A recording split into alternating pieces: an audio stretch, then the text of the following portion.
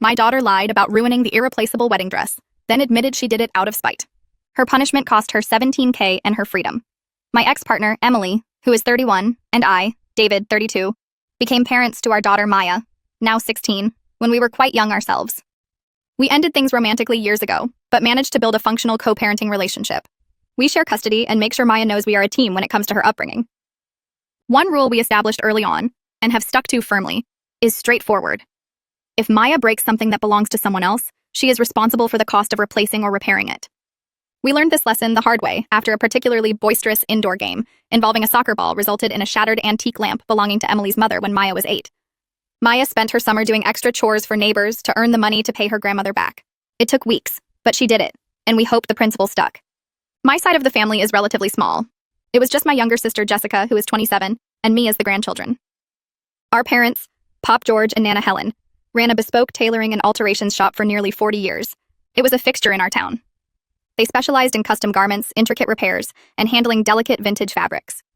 Nana Helen, especially, had a reputation for being able to work magic with a needle and thread.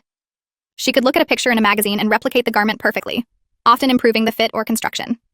My Aunt Carol, Nana Helen's sister, never married or had children. She started working in the shop straight out of high school and became Nana Helen's right hand. When Pop George and Nana Helen decided to retire about 5 years ago, Aunt Carol took over the business, keeping the name and the tradition alive. Last year brought some exciting news.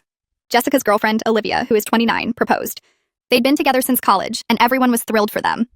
They started planning a wedding for the following autumn. Pop George, who still dabbled in tailoring for special projects, immediately offered to create a custom suit for Olivia. She was ecstatic. Pop George's suits were legendary among the older generation in town for their impeccable cut and quality. She spent several afternoons at his workshop, getting measured and looking at fabric swatches. Around the same time, Nana Helen pulled me aside. She had an idea, but it needed to be a complete secret, especially from Jessica. She asked me to casually bring up wedding dresses with Jessica, find out what her absolute dream dress would look like, and report back, maybe even sketch it if I could. Nana Helen knew Jessica would likely brush off any direct questions or downplay her desires, thinking anything truly special was out of reach financially. So, a few days later, while Jessica and I were grabbing coffee, I steered the conversation toward the wedding plans. I asked her, just hypothetically, what kind of dress she'd choose if money were no object. Thinking it was just sibling banter, Jessica let her guard down. She described this beautiful, intricate gown she'd seen in a high-fashion magazine, detailed lace, a specific cut, delicate beadwork. She sighed as she described it, adding that it was wildly impractical and cost a fortune, so she was looking at simple, off-the-rack options instead. I made mental notes and later sketched out the key features she'd mentioned, relaying everything back to Nana Helen. Nana Helen then spent the next 4 months dedicating almost every spare moment to Jessica's dress. She sourced fabrics that were incredibly similar, high-quality silks and French lace, costing a small fortune themselves. Aunt Carol told me later that Nana Helen often worked late into the night in her home studio, meticulously hand-stitching the delicate lace appliques and sewing thousands of tiny seed pearls onto the bodice and skirt. She consulted her old pattern books and used techniques Aunt Carol hadn't even seen before. It was a labor of love, poured into what she knew would likely be the only wedding dress she'd make for a grandchild, given it was just Jessica and me. The reveal happened at a family dinner a few months before the wedding was initially planned. After dessert, Nana Helen asked Jessica to close her eyes. Pop George and I brought out a garment bag. When Jessica opened her eyes and Nana Helen unzipped the bag, Jessica gasped. It was the dress she had described, brought to life. It shimmered under the dining room lights. Nana Helen urged her to try it on. Jessica disappeared into a bedroom and came back out wearing it. The fit was perfect, as if Nana Helen had taken measurements in secret. Jessica slowly turned, running her hands over the silk and lace. Tears welled up in her eyes. Emily, who was there with Maya, had tears too. Even Pop George cleared his throat and looked away for a moment. It was an incredible gift, embodying Nana Helen's skill and affection. Life took a difficult turn a few months after that. Nana Helen fell ill quite suddenly. It was aggressive and she passed away just 6 weeks later. The loss hit everyone hard. The shop felt empty, even with Aunt Carol there.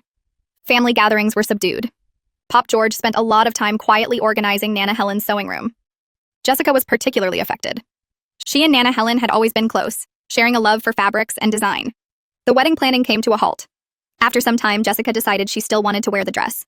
She told Olivia that wearing it would feel like Nana Helen was still part of the day, a tangible piece of her presence. That brings us to the incident 3 days ago. With the wedding rescheduled for later this year, things were slowly moving forward again. Knowing Jessica was still struggling with Nana's absence, I suggested Maya and I pay her a visit, just to hang out and offer some company. Emily agreed it was a good idea. We drove over to Jessica's apartment on Saturday afternoon. We chatted for a while, looked at some potential flower arrangements Olivia had bookmarked, and generally tried to keep things light. Jessica seemed better than she had been in weeks. At one point, Maya wandered into Jessica's spare room, where the wedding dress was carefully stored in its garment bag, hanging on a sturdy hook. Maya came back into the living room and asked Jessica if she could try the dress on. Jessica paused, then politely but firmly told her no, explaining it was incredibly delicate and had been made exactly for her size. Maya pulled a face for a second but didn't argue, seemingly dropping the subject. A little later, we decided to order takeout for dinner. The restaurant wasn't far, but they didn't deliver. Jessica and I volunteered to go pick it up. Maya said she'd rather stay behind, mentioning she wanted to play with Jessica's small dog Buster and maybe finish some homework she'd brought. It seemed reasonable enough. She was 16, responsible enough to be left alone for 30 minutes. We were gone for maybe 40 minutes tops. When we got back to the apartment building, I noticed Jessica's front door was slightly ajar. I pushed it open, calling Jessica's name. There was no answer from the living room. We walked further in. The door to the spare room was wide open. And then we saw it. The beautiful dress, Nana Helen's final masterpiece, was lying in a heap on the floor. It wasn't just wrinkled, it was mangled. The garment bag was torn open. Long, jagged cuts sliced through the bodice and skirt. Delicate lace was ripped away, beads scattered across the carpet like tiny lost tears. Several seams were violently split open. Maya was standing near the wreckage, holding a pair of fabric shears, her face streaked with tears. Buster the dog was cowering under a chair. Jessica made a small noise and sank onto the edge of the spare bed, her hands covering her mouth. She stared at the ruined dress, her face completely white. She didn't say anything for what felt like a long time. Then, very quietly, she asked us to leave. Her voice was flat. I took Maya by the arm and led her out of the apartment. Once in the car, I told her she was grounded indefinitely. No phone, no laptop except for schoolwork under supervision, no going out with friends. When we got back to my place, I took pictures of the dress from every angle Jessica had sent me in a distraught text moments after we left. I forwarded them to Aunt Carol, asking if there was any conceivable way to salvage it. Aunt Carol called me back within the hour. Her voice was strained. She said there was no chance. The cuts were too deep, too random, right through the most intricate parts of the handwork and expensive fabric. It wasn't like a popped seam or a small tear that could be invisibly mended. It was butchered. She explained that, based on the materials Nana Helen had sourced, and the sheer hours involved, she estimated Nana Helen must have spent close to 500 hours on it. The dress's replacement cost would be significant. Given the unique fabrics, the hand-sewn beadwork, and the complexity Nana Helen had put into it, she estimated the cost to recreate it as closely as possible would be around $14,000. Even then, it wouldn't be Nana Helen's dress. Maya has about $17,000 saved up. She's worked part-time jobs since she was 14, babysitting, helping at the local library, tutoring younger kids. She also won a couple of regional writing competitions with decent cash prizes. This money was earmarked for college-related expenses, not tuition itself. Emily and I have separate savings plans for that, but for things like books, supplies, maybe a semester abroad, dorm room setup, general living costs, the extras that make college life easier. Remembering our long-standing rule, I knew what needed to happen. The next morning, I took Maya to the bank. As she is still a minor, I have access and control over her account. I initiated a transfer. $14,000 would go directly to Aunt Carol to cover the cost of materials and labor for recreating the dress as best as possible. The remaining $3,000 would go to Jessica, explicitly designated as compensation for the emotional distress and the destruction of an irreplaceable heirloom. Throughout the bank visit and the drive home, Maya was sobbing. She kept asking what she was supposed to do now for all the college things she'd been saving for. She insisted it wasn't entirely her fault, that she panicked when the seams ripped and she couldn't get it off.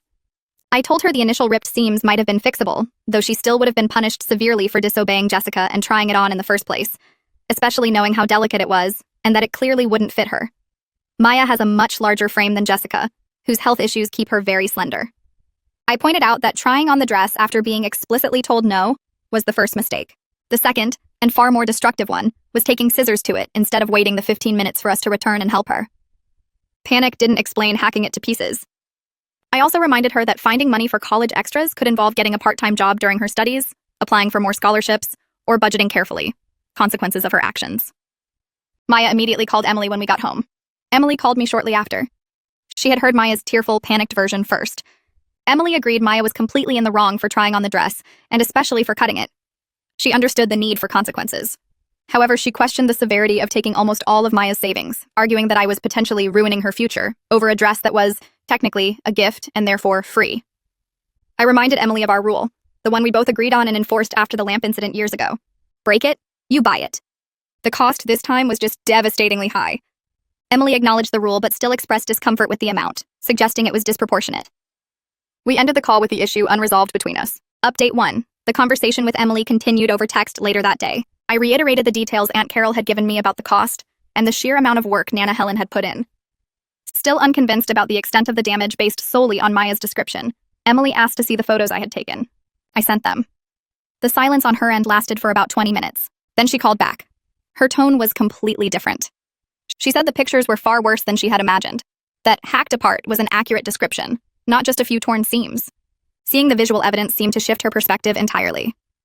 She now agreed that the consequence, while harsh, matched the severity of the action, especially given the irreplaceable sentimental value tied to Nana Helen. Emily told me she had spent most of the afternoon talking with Maya, pushing past the initial "I panicked" explanation. She said Maya was resistant at first, sticking to the story of getting stuck. But Emily kept asking why. Why try it on when told no? Why cut it instead of waiting? Eventually, Maya broke down and told Emily the real reason. She confessed she hadn't just panicked. She had tried the dress on, felt the seams pop almost immediately because it was far too small, and managed to wriggle out of it with only minor damage. But then, standing there looking at the beautiful dress, Nana Helen's dress made for Jessica, she felt a surge of anger and resentment. She told Emily it wasn't fair that Jessica got this incredible, custom-made reminder of Nana Helen, while Maya felt she got nothing comparable, despite inheriting several pieces of Nana's jewelry and some cherished books after the funeral. In that moment of jealousy and anger, Maya picked up the fabric shears Jessica kept in the sewing basket in that room and deliberately cut the dress apart. Her reported words to Emily were chilling. If I couldn't have a dress from Nana, nobody could. Hearing this, that the destruction was intentional and motivated by jealousy, changed everything.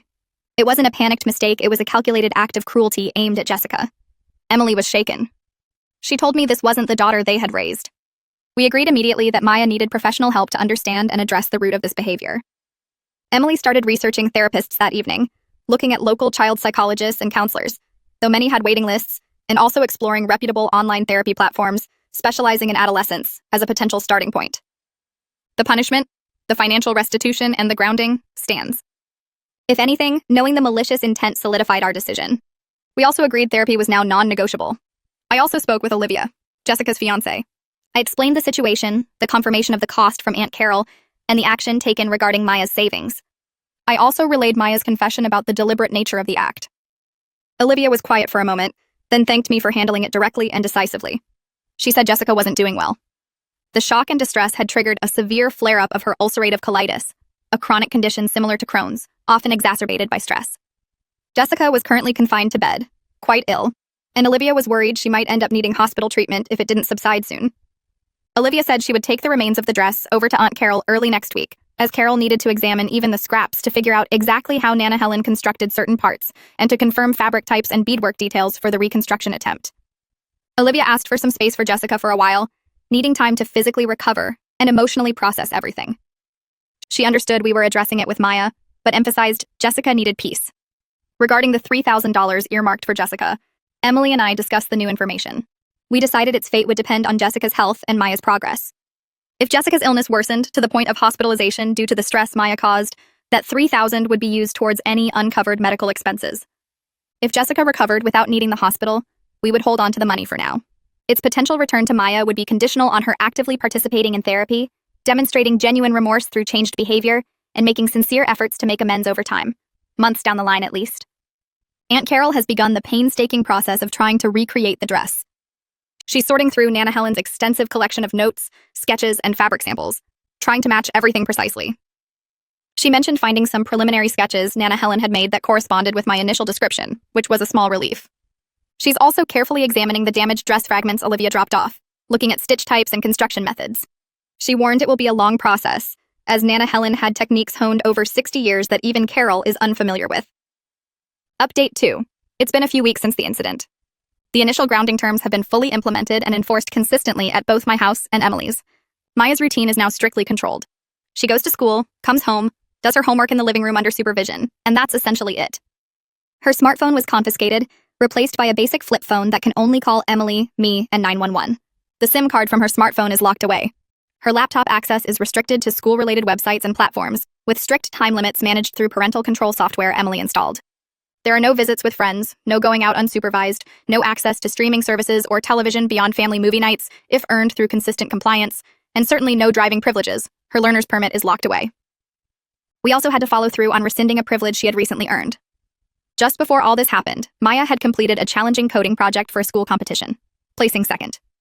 As a reward, Emily and I had agreed she could finally get the dog she'd been asking for, a rescue beagle mix from the local shelter we'd already visited.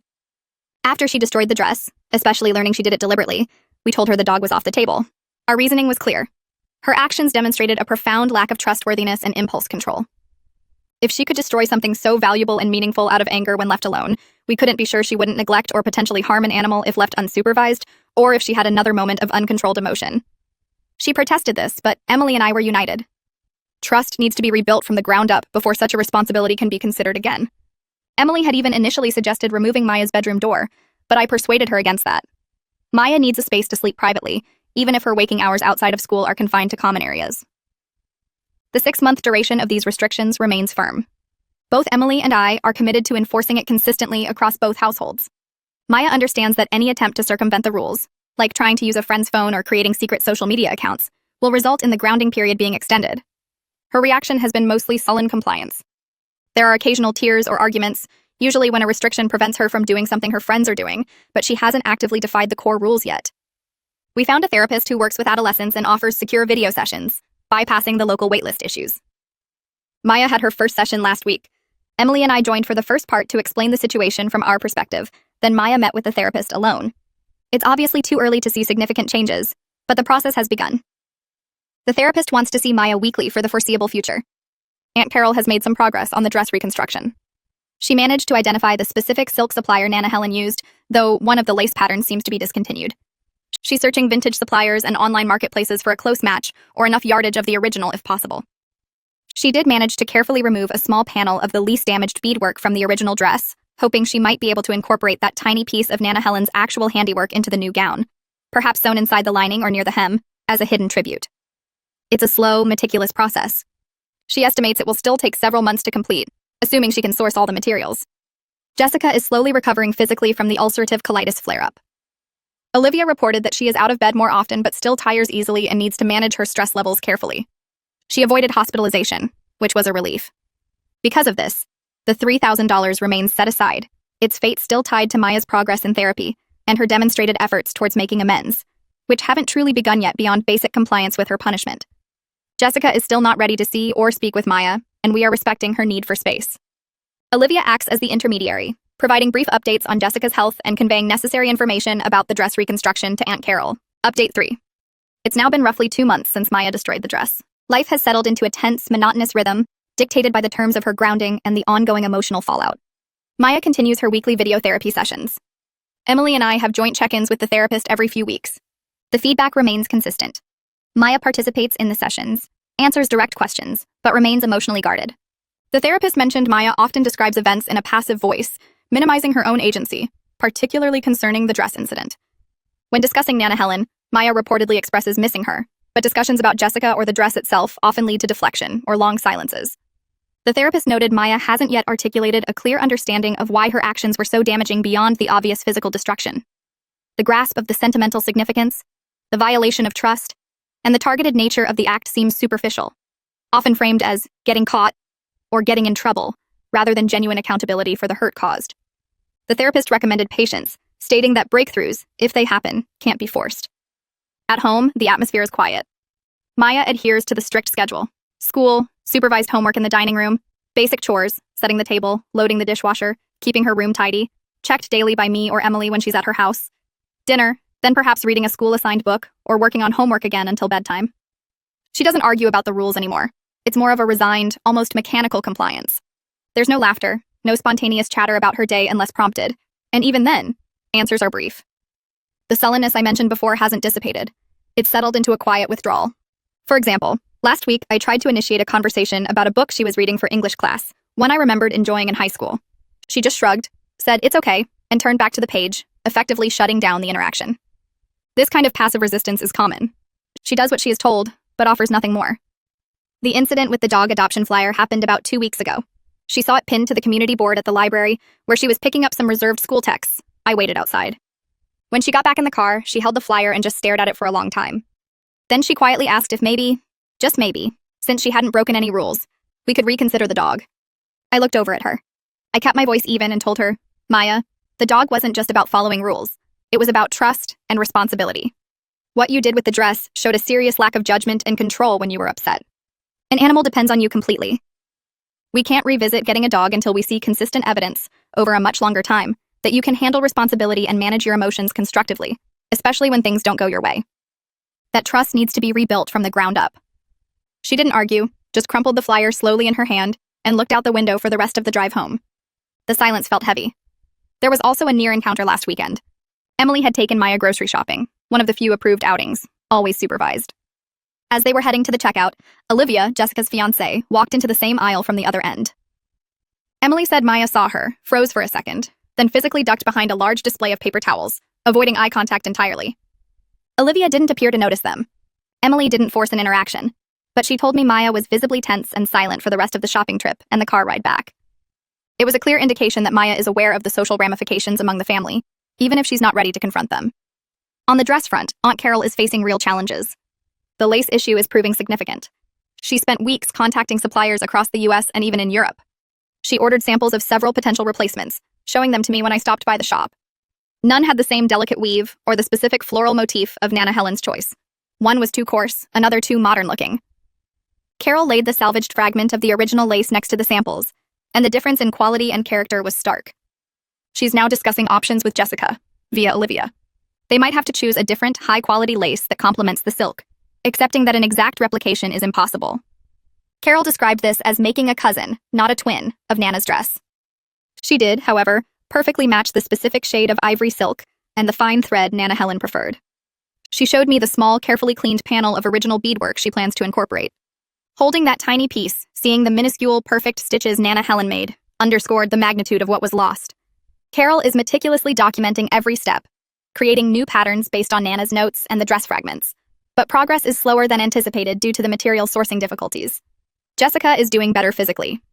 Olivia sent me a brief text saying Jessica has returned to work full-time and is managing her health carefully. She is still keeping her distance from Maya and hasn't asked about her or the situation directly. The message is clear. She needs more time. The wedding plans are inching forward, but Olivia mentioned Jessica's enthusiasm waxes and wanes. Some days she's focused on vendor contracts. Other days, the subject is clearly painful. The $3,000 remains untouched, pending significant changes in Maya's therapeutic progress and accountability. Right now, based on the therapist's feedback and our own observations, we are nowhere near considering its return. Update 4. About 3 weeks ago, on a quiet Sunday afternoon, Pop George called me. He asked if it would be all right to stop by. He didn't say why, but I had a feeling it was about Maya. He hadn't really intervened directly since Nana Helen passed, mostly keeping his grief private, focusing on his workshop and quiet routines. He arrived about an hour later. He looked older than he had a few months ago. His usual workshop energy seemed dimmed. Maya was at the dining room table, ostensibly working on a history paper. The usual quiet of the house felt amplified by Pop George's presence. He greeted me softly, then walked over to the dining table. Maya looked up, startled. "Hello, Maya," Pop George said, his voice gentle. He pulled out a chair and sat down opposite her. He didn't immediately launch into anything heavy. Instead, he started talking about Nana Helen, but not about her death. He talked about her hands. He described how they were never still, always sketching, pinning, stitching. He recalled a time when Jessica was small, maybe 6 or 7, and desperately wanted a specific doll dress she saw in a catalog. It was too expensive. Nana Helen stayed up late for 2 nights, drafting a pattern from the tiny catalog picture and sewing a perfect miniature version, complete with tiny buttons. He remembered Nana Helen teaching Jessica her first basic stitches, how patient she was. He spoke about the shop, the scent of fabric bolts and steam from the iron, the rhythm of the old sewing machines. Maya listened, mostly looking down at her textbook, occasionally flicking her eyes up at Pop George. She didn't say anything, just picked at the edge of a page. Then, Pop George shifted slightly in his chair. "That dress, Maya," he said, his voice still quiet but carrying weight. "Your Nana poured herself into that dress. It wasn't just fabric and thread, it was her way of being there. At the wedding, you know? Her hands made that. Hours and hours. Thinking about Jessica, thinking about the day." He paused, looking directly at Maya. "She told me once while she was working on it that she hoped it would be something Jessica could keep forever. Maybe even pass down one day. An heirloom." Maya visibly flinched at the word heirloom. She hunched her shoulders slightly. Pop George continued. "I saw the pictures, Maya. What happened?" It wasn't an accusation, just a question hanging in the air. Maya mumbled something incoherent, her eyes fixed on the table. "Why?" Pop George asked simply. "Why did you cut it?" Maya shook her head slightly, still not looking up. I don't know, she whispered, barely audible. You don't know? Pop George repeated. Not unkindly, but with a note of gentle persistence. Was it an accident? Did you trip? No, Maya mumbled. The seams, I panicked. It was the same fragmented explanation she initially gave us. Pop George was silent for a moment. He reached out, not to touch her, but just rested his hand flat on the table near her textbook. Panic doesn't usually involve finding scissors, Maya. Cutting something takes time. It takes effort. He sighed softly. Did you think about Nana Helen when you did it? Did you think about Jessica? Maya pressed her lips together tightly and refused to answer, pointedly turning a page in her book, even though she clearly wasn't reading. Pop George watched her for another minute. The silence stretched. Then, he slowly pushed his chair back and stood up. He looked from Maya back to me, standing by the doorway. He gave a small, weary nod. All right, he said softly. He walked back towards the door. As he was leaving, he put a hand briefly on my shoulder. She's got a hard road ahead, David. We all do, I suppose. Then he left. After the front door closed, Maya remained frozen at the table for several minutes. Then, she abruptly gathered her books, stood up without a word, and went to her room. She stayed there until I called her for dinner. She didn't mention Pop George's visit, and her demeanor, if anything, seemed even more withdrawn and unreadable that evening. There was no visible crack in her facade, no indication that his words had prompted any reflection, at least none that she showed outwardly. His visit hadn't produced a breakthrough, but it felt like another necessary layer of confronting the reality of her actions, delivered not with anger, but with the quiet weight of shared family history and loss. Emily and I discussed Pop George's visit later that night. We both agreed it was a significant gesture on his part, trying to connect with Maya through shared memory and quiet questioning. We were both sobered by his assessment. A hard road ahead. It echoed the therapist's calls for patience, but also highlighted the depth of the repair needed, not just for the dress, but for the trust and relationships within the family. The path forward remains unchanged: continued therapy, maintained consequences, and waiting for Maya to choose accountability.